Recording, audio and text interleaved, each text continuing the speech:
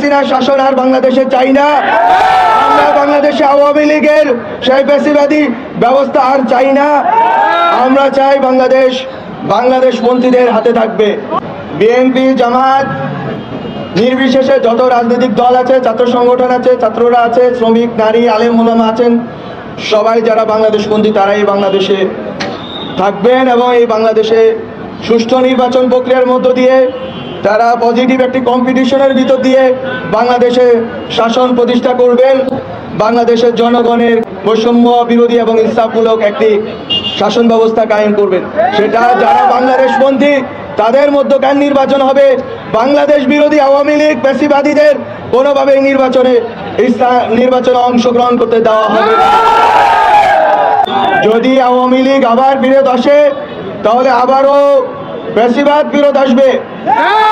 আপনারা জানেন 1975 সালের এই দিনে 25শে জানুয়ারিতে শেখ মুজিবুর রহমান সাহেব বাকশাল প্রতিষ্ঠা করে বাংলাদেশের সকল গণতান্ত্রিক অভিযাত্রাকে নস্যাৎ করার অপচেষ্টা করেছিলেন এবং সেই বাকশাল চারটি বাদে অন্য সকল দৈনিক পত্রিকাগুলোকে নিষিদ্ধ করেছিল, মত প্রকাশের স্বাধীনতাকে লুণ্ঠিত করেছিল।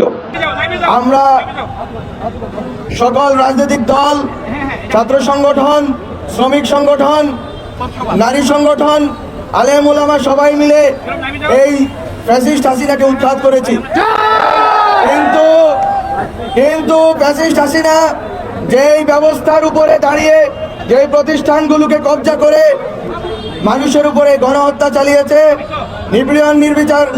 নিপীড়ন চালিয়েছে, লুটপাট চালিয়েছে, গুম খুন দর্শন করেছে, সে সকল প্রতিষ্ঠানগুলোকে সংস্কার ব্যতীত আমরা যদি ন্যূনতম সংস্কার না করে নির্বাচন করি তাহলে এই প্রতিষ্ঠানগুলো থেকে যাবে এবং জনগণ কখনোই বৈষম্য এবং নিপীড়ন মুক্ত হতে পারবে না। সরকারের যে অগ্রাধিকার আছে,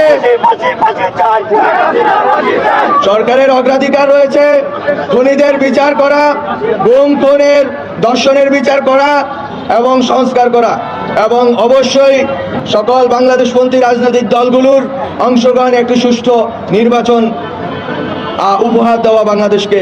গত 16 বছরে যেটা সম্ভব হয়নি। আমি আজিগঞ্জবাসীকে আবারও ধন্যবাদ জানিয়ে সরকারের সাথে এবং বাংলাদেশের জনগণের এই দীর্ঘ লড়াইয়ের সাথে ঐক্যবদ্ধভাবে অবস্থান নেওয়ার এবং যখন ডাক পড়বে আবারও রাজপথে নেমে আসার জন্য আহ্বান জানিয়ে সবাইকে ধন্যবাদ জানিয়ে শেষ করছি।